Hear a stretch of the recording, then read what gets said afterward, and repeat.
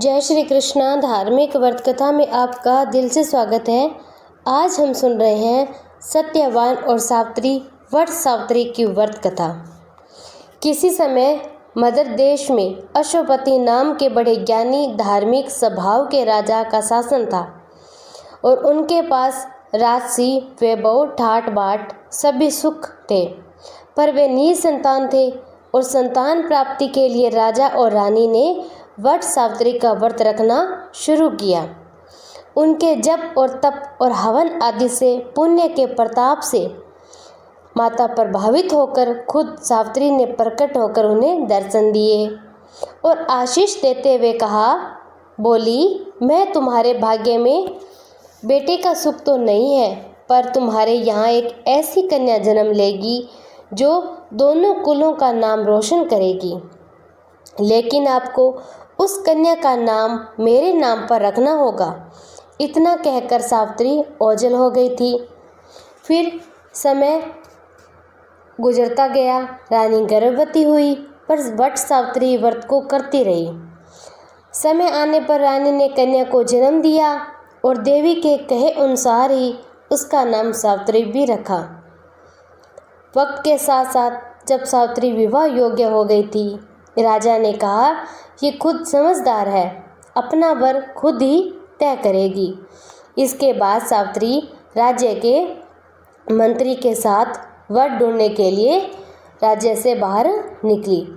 एक दिन मदर नरेश से मिलने के लिए नारद मुनि आए और संयोग से उसी सभा में सावित्री योग्य वर की तलाश पूरी करके वापस ही पहुंची थी। अब नारद ने मंत्री से पूछा, क्या इस कन्या को उचित वर मिला है? मंत्री ने जवाब देते हुए कहा, यह जिम्मा तो सावित्री को ही दिया गया है। नारद ने सावित्री की तरफ देखा। वे बोली, धूमसेन का राज रुक्मी ने छीन लिया है। वह अंधा भी हो गया है और रानी के साथ वन में रहता है। उनके पुत्र सत्यवान को मैंने अपने वर के रूप में चुना है। ये सुनकर नारद ने राजा अश्वपति से कहा, आपकी कन्या ने अनेक विपदाएं झेलकर अच्छा वर चुना है। सत्यवान बड़ा ही गुणी, रूपमान, धार्मिक स्वभाव वाला राजकुमार है। वह अपने नाम को सार्थक भी करता है। उस जैसा दूसरा योग्य वर नहीं मिल सकता, पर दुर्भाग्य की बात यह है कि उसकी आयु अब केवल 12 वर्ष ही शेष रही है। नारद का यह कथन सुनकर मदन नरेश चिंतित हो गए थे। उन्होंने सावित्री से कहा, ऐसी दशा में तुम्हें दूसरा वर तलाश लेना चाहिए। पिता की बात सुनकर वे बोली, मैंने मन से सत्यवान को अपना पति मान लिया है और उसके अलावा मैं किसी का वर्ण करने के बारे में सोच भी नहीं सकती, भले ही खुद देवराज इंद्र के साथ विवाह करने का अवसर भी मिले। अब पिता पुत्री की बातचीत में हस्तक्षेप करते हुए नारद ने कहा, राजन, अब सावित्री का विवाह सत्यवान के साथ करने के अलावा कोई विकल्प नहीं रहा। राजा अश्वपति विवाह सामग्री लेकर अपनी पुत्री और मंत्री के साथ वन में गए। वहां पहुंचकर राजा ने धूमसेन की चरण वंदना करते हुए अपना परिचय दिया। धूमसेन ने उनसे कहा, आने का कारण भी पूछा और अश्वपति ने बताया, वे अपनी पुत्री का विवाह उनके पुत्र सत्यवान के साथ में करवाने के लिए आए हैं। राजा की बात सुनकर धूमसेन उदास होकर बोले, आप बड़े शासक और हम ठहरे वनवासी। राजपाट सब जा चुका है, ऊपर से हम अंधे भी हो चुके हैं। आपकी कन्या महलों में पली बड़ी है, यहाँ चीज़ों का अभाव से भरा जीवन नहीं बिता पाएगी। अश्वपति ने कहा। धूमसेन की बातें सुनकर उत्तर दिया, मेरी पुत्री ने इन सभी बातों को जानने समझने के बाद ही ये निर्णय लिया है। वह सास ससुर के चरणों को अपना वैकुंठ मानती है और सावित्री का निर्णय पर अटल रहकर धूमसेन ने अपने पुत्र सत्यवान का विवाह उसके साथ करवाने की स्वीकृति भी दे दी थी। अब परंपरागत रीति रिवाज का पालन किया बिना दोनों का विवाह संपन्न हुए राजा अश्वपति अपने महलों में आ गए थे। दूसरी तरफ सावित्री अपने पति सत्यवान सास ससुर के साथ वन में सुखपूर्वक रहने लगी थी। सावित्री नारद द्वारा दी गई भविष्यवाणी से अवगत भी थी। वह उस अवधि के दिनों की गणना करती थी। भविष्यवाणी में बताए गए दिन जब नज़दीक आ गए तो सावित्री ने 3 दिन पहले ही उपवास रखना शुरू कर दिया।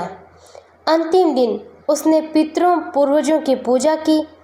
जब सत्यवान ने उनसे वन में साथ चलने के लिए कहा तो वह सास ससुर से आज्ञा मांगकर अपने पति के साथ वन में चली गई थी। वन में पहुंचते ही सत्यवान पेड़ पर चढ़कर फल तोड़ने लगा। उसी दौरान उसके सिर पर असहनीय पीड़ा होने लगी थी। वह नीचे उतरा, सावित्री के आंचल में सिर रखकर सो गया और थोड़े ही समय बाद उसने देखा कि खुद यमराज यमदूत के साथ मौत का फंदा लेकर आ चुके हैं। उन्होंने सत्यवान के प्राण रखकर उसकी आत्मा को अपने नियंत्रण में ले लिया और ओझल हो गए। सावित्री यमराज के पीछे पीछे चलती गई। उसे अपने पीछे आता देख यमराज ने कहा, तुम कब तक मेरे साथ चलना चाहोगी? जब तक जीवित प्राणी का साथ निभाया जाना संभव है।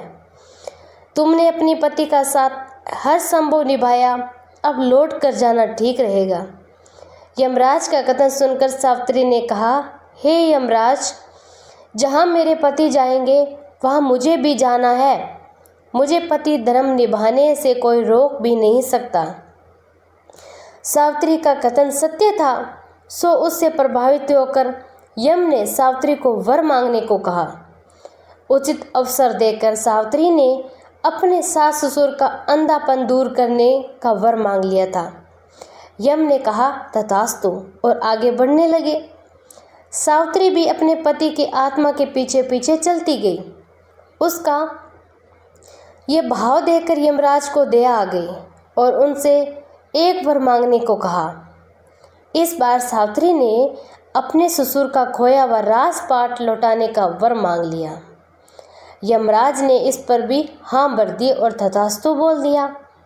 सावित्री घर नहीं गई। यमराज ने उससे जाने को कहा तो उसने 100 भाई पैदा होने का वर देने का प्रार्थना की। यम ने यह भी वर दे दिया। इसके बाद वह वहीं खड़ी रही तो यम चौंक गए। सावित्री ने एक वर देने की प्रार्थना की। यम ने हाँ कर दी। इस बार उसने 100 पुत्र पैदा होने का वर मांग लिया था। उसका कथन सुनकर यमराज संकट में पड़ गए। वे कुछ देर सोचते रहे। कहा कि जाओ, तुम्हें सत्यवान से 100 पुत्र पैदा होंगे। अब यम का यह कथन सुनकर सावित्री वापस लौटकर बड़ और पेड़ के नीचे आई। वहाँ उसके पति सत्यवान पुण्य जीवित हो चुके थे। सावित्री ने अपने पति को पूरा वृत्तांत सुनाया और इसके बाद दोनों घर लौटे। देखा सत्यवान के माता पिता का अंधापन दूर हो चुका था। सब जगह सावित्री की महिमा का बखान किया जा रहा था। सत्यवान सावित्री के 100 पुत्र भी हुए। उन्होंने 100 वर्षों तक राज किया। उचित आयु प्राप्त करने के बाद सत्यवानी 7 भाइयों की एक बहन थी। वो सब कुछ सुनती, पर जैसे ही विनायक जी गणेश जी का नाम आता तो घाघरा चटक कर चली जाती। एक दिन विनायक जी को गुस्सा आ गया। गणेश जी बहन को भयभीत करने लगे। वह दिन रात सूखने लगी थी। जब सब भाइयों ने उसका दुख पता करने की कोशिश की परंतु असफल रहे। 7वां भाई बहुत चतुर और होशियार था। उसने आधी रात को भेष बदलकर गणेश जी को पकड़ लिया। पूछा कि तुम कौन हो और तुम मेरी बहन के साथ में छल क्यों कर रहे हो? वे बोले, मैं गणेश हूँ और तेरी बहन सारी बातें सुनती है पर मेरा नाम आते ही दूर चली जाती है, इसीलिए आज मैं उसे डराता हूँ। भाई ने पूछा कि आप इसका उपाय बताओ तो गणेश जी बोले कि कोई भी कहानी कहो तो गणेश जी की कहानी कहे बगैर नहीं उठना चाहिए। बहन ने उस दिन से नियम रखा, वह रोज़ गणेश जी की कहानी सुनेगी और कहानी सुनने के बाद ही कुछ खाएगी। अब बहन रोज़ कहानी सुनने के बाद ही कुछ खाती। इस तरह गणेश जी बहन पर प्रसन्न रहने लगे, उसकी सभी मनोकामनाएं पूरी कहने लगी। गांव के सब लोग गणेश जी का मेला देखने जा रहे हैं माँ, मैं भी देखने जाऊंगी। माँ ने कहा वहाँ बहुत भीड़ होगी, कहीं गिर जाओगी तो चोट लग जाएगी। लेकिन लड़की नहीं मानी, माँ की बात नहीं सुनी और मेला देखने चली गई थी। माँ ने जाने से पहले बेटी को 2 लड्डू दिए थे, एक घंटी में पानी दिया। माँ ने कहा 1 लड्डू तो गणेश जी को खिला देना और थोड़ा पानी पिला देना, दूसरा लड्डू तुम खा लेना, बचा हुआ पानी भी पी लेना। लड़की मेले में चली गई थी। अब मेला खत्म होने पर सभी गांव वाले वापस आ रहे थे, लेकिन लड़की वापस नहीं आई थी। लड़की मेले में गणेश जी के पास बैठ गई, कहने लगी कि 1 लड्डू और पानी गणेश जी तुम्हारे लिए और 1 लड्डू बाकी बचा हुआ पानी मेरे लिए। इस तरह कहते कहते सारी बातें बीत गई। गणेश जी यह देखकर सोचने लगे, अगर मैंने यह 1 लड्डू और पानी नहीं पिया तो ये अपने घर नहीं जाएगी। और यह सोचकर गणेश जी एक लड़के के वेश में आए और उससे 1 लड्डू लेकर खा लिया, साथ ही थोड़ा सा पानी भी पी लिया था। वह कहने लगे, मांगो तुम क्या मांगती हो। लड़की मन में सोचने लगी कि क्या मांगूं, अन्न मांगूं, धन मांगूं, अपने लिए अच्छा वर मांगूं, खेत मांगूं या महल मांगूं। वह मन में सोच रही थी। गणेश जी ने उसके मन की बात को जान लिया। वह लड़की से बोले कि तुम अपने घर जाओ, तुमने जो कुछ भी मन में सोचा वह सब तुम्हें मिल जाएगा। लड़की घर पहुंची तो माँ ने पूछा, इतनी देर कैसे हो गई। बेटी ने कहा कि आपने जैसा कहा था मैंने वैसा ही किया। और देखते ही देखते लड़की ने सोचा था वह सब कुछ उसे मिल गया। तब से तो भगवान की तपस्या करता, लपसी 1.25 सेर की लापसी बनाकर उसका भोग लगाकर जीम लेता। एक दिन दोनों लड़ने लगे थे। लपसी बोला मैं बड़ा, तपसी बोला मैं बड़ा। अब इतनी देर में नारद मुनि वहाँ आ गए थे। बोले तुम क्यों लड़ाई कर रहे हो। तो लापसी ने कहा कि मैं बड़ा हूँ और तपसी ने कहा कि मैं बड़ा हूँ। तपसी बोला मैं सारा दिन भगवान की पूजा करता हूँ। अब यह सुनकर नारद जी ने कहा कि मैं तुम्हारा फैसला कल कर दूंगा। दूसरे दिन लपसी तपसी नहा कर आए तो नारद जी ने 1.25 करोड़ की अंगूठी उनके आगे फेंक दी। लपसी का ध्यान उस अंगूठी पर नहीं गया। लपसी तपस्या करने बैठा तो उसे अंगूठी दिखी। उसने अपने घुटने के नीचे अंगूठी को दबा लिया, तपस्या करने बैठ गया। लपसी लापसी बनाकर उसका भगवान को भोग लगाकर जीमने बैठ गया। इतने में नारद जी आए। अब दोनों से पूछा कि कौन बड़ा। फिर तपसी ने कहा मैं बड़ा। नारद जी बोले तेरे घुटने को उठा। उसके नीचे 1.25 करोड़ की अंगूठी निकली। तब नारद जी बोले ये अंगूठी तूने चुराई, तुझे तेरी तपस्या का फल नहीं मिलेगा। तब तपसी बोला हे नारद मुनि, मेरी तपस्या का दोष कैसे दूर होगा। नारद जी ने कहा रोटी बनाकर बाटियाँ नहीं बनाया तो फल तुझे मिलेगा।